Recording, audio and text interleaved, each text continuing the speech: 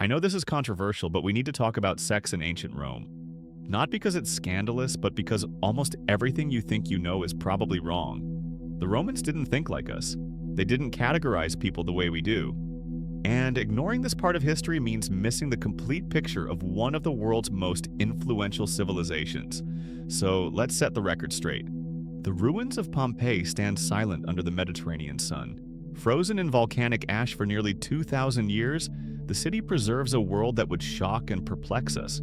On the walls of a bathhouse, faded frescoes show bodies intertwined in every conceivable combination. In a wealthy merchant's villa, a bronze lamp depicts acts we might blush to name. And in the Forum, where merchants once haggled and politicians schemed, graffiti scratched into stone tells stories of desire without shame or apology. This was Rome, not the sanitized marble empire of Hollywood films, but a civilization where sex was woven into the fabric of daily life, where pleasure and power walked hand in hand, where the rules that governed the bedroom were as rigid as those governing the Senate, yet utterly different from anything we would recognize today. The Romans did not think in terms we would understand. They had no word for homosexual, no concept of heterosexual. These categories, so fundamental to how we organize human experience, simply did not exist. What mattered was something else entirely. What mattered was who commanded and who obeyed, who took the active role and who took the passive role, who held power and who submitted to it. To understand Roman sexuality is to understand that for 7 centuries, desire was not about identity. It was about hierarchy, status, and control. Picture Rome in the age of Cicero, when the Republic still breathed, before emperors claimed divinity and wore purple. The city sprawled across 7 hills, its temples gleaming with fresh paint, its streets thick with the smell of sweat and spices and the Tiber's muddy water. In this world, citizenship was sacred. The body of a free-born Roman man was inviolable, protected by law and custom as surely as his property or his vote. He wore the toga, that cumbersome white garment that marked him as different from slaves, from foreigners, from women. And more than anything else, he was expected to demonstrate virtues. The word itself came from vir, meaning man. To have virtue was to be fully male, to be a conqueror, to be active rather than passive in all things. A Roman citizen could pursue pleasure wherever he found it. He could visit the brothels that lined the streets near the Circus Maximus, where prostitutes of every description waited in doorways. He could take a slave to his bed, male or female, youth or adult, and no law would question him. He could frequent the baths, those sprawling palaces of marble and steam, where the boundaries of acceptable touch were far more fluid than in the public square. What mattered was not the gender of his partner, but his role in the encounter itself. To take the active role was to dominate. To take the passive role was to be dominated. And for a freeborn Roman man, to be dominated was unthinkable. The infamous lex scantinia hovered over Roman sexual life like a vague threat. Historians still argue about what exactly this republican law prohibited. The law itself has not survived, only references to it in later writings. Cicero mentioned it when defending Marcus Caelius in court, though more as a political weapon than a serious moral concern. What seems clear is this: the law protected freeborn youths from sexual abuse. It was not about preventing men from desiring other men. It was about preserving the sanctity of citizenship, ensuring that no freeborn Roman boy would be violated before he came of age to claim his rights as a man. The sexual violation of a freeborn male was counted among Rome's most heinous crimes, listed alongside parricide, the violation of a virgin, and the robbery of a temple. Yet a man who purchased a young slave at market could use that slave's body however he wished, and the law would not blink. The slave had no citizenship to protect, no virtue to lose. His body was property, nothing more. This was the Republic's logic, brutal in its consistency, hierarchical in its very bones. Then came the emperors, and with them, a new world.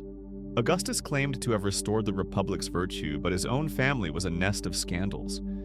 His daughter Julia was exiled for adultery. His granddaughter met the same fate. The emperor preached morality while his household collapsed into gossip and intrigue. And as Rome absorbed more of the Greek world, as philosophers and poets and artists flooded the capital, the city's sexual culture grew more visible, more diverse, more openly indulgent. The Greeks had idolized love between men, had written poems to beautiful youths, had covered their pottery with scenes of Erastes and Eromenos locked in embrace. The Romans found this both fascinating and slightly embarrassing. Graculus they called effeminate men, little Greeks, the word dripping with mockery. Yet the Greek influence could not be denied. Poets like Catullus wrote with raw honesty about desire for both women and men. Ovid's Art of Love became a manual for seduction that made no distinction based on the gender of one's target. Martial filled his epigrams with every variety of sexual encounter, some tender, most hilariously obscene. These were not hidden texts, not pornography kept under lock and key. They were read aloud at dinner parties, copied by students, quoted in conversation. Walk through Pompeii today and you will find that openness carved into the walls. In the Lupanar, the brothel near the Forum, stone beds line small rooms. Above each bed, a painting shows what services were available. Men with men, women with men. 3 bodies, 4 bodies, combinations that would have sent Victorian archaeologists scrambling to cover them up. And they did cover them up for decades, while scholars argued about whether to acknowledge what was plainly visible. The emperors themselves embodied this new openness, though not always with grace. In the year 64, during the festival of Saturnalia, the Emperor Nero stood in the palace wearing a bridal veil. Before witnesses, before the trappings of a proper Roman marriage, he wed a freedman named Pythagoras. Nero took the role of bride. The veil covered his face. The dowry was recorded. The marriage couch was prepared. Everything that would have accompanied a union between man and woman was present, except that both parties were male and one of them ruled half the world. This was not done in secret. This was theater, spectacle, a display of imperial will. Nero wanted the world to know he could overturn any custom, rewrite any rule. 3 years later, he did it again, this time to a youth named Sporus. But Sporus would not merely play the wife. Nero had him castrated first, surgically altered to more closely resemble the emperor's dead wife Pompeii, whom Nero may have kicked to death in a fit of rage. Sporus was dressed in the empress's clothing, adorned with her jewelry, paraded through Rome and Greece as Nero's companion. When Nero fled Rome in 68, facing certain death, Sporus was among the few who stayed with him to the end. What did the Romans make of this? The writers who recorded these events, Suetonius and Tacitus and Cassius Dio, dripped with contempt. Not because Nero desired men.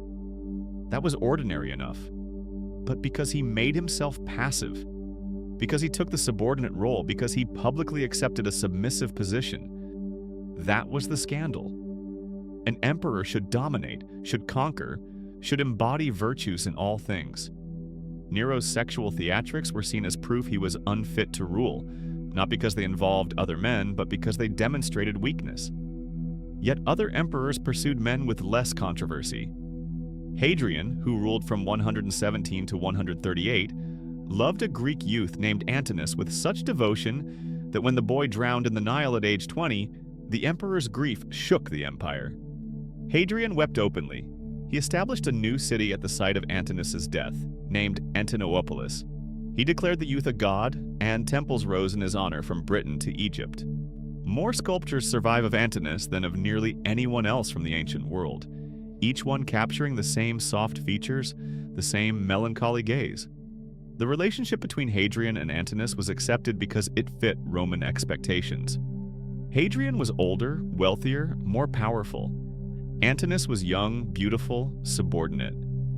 Their love matched the template of Greek pederasty, the older lover educating and protecting the younger beloved. The hierarchy was clear, the roles were understood, and so the empire did not censure its emperor for loving a boy. It only grew uncomfortable when he elevated that boy to divinity. But what of ordinary people, those whose lives were not chronicled by historians or commemorated in marble? Well, to know the rest of this documentary, you need to wait for part 2 in this series, Desire and Power. See you all soon, and don't forget to subscribe.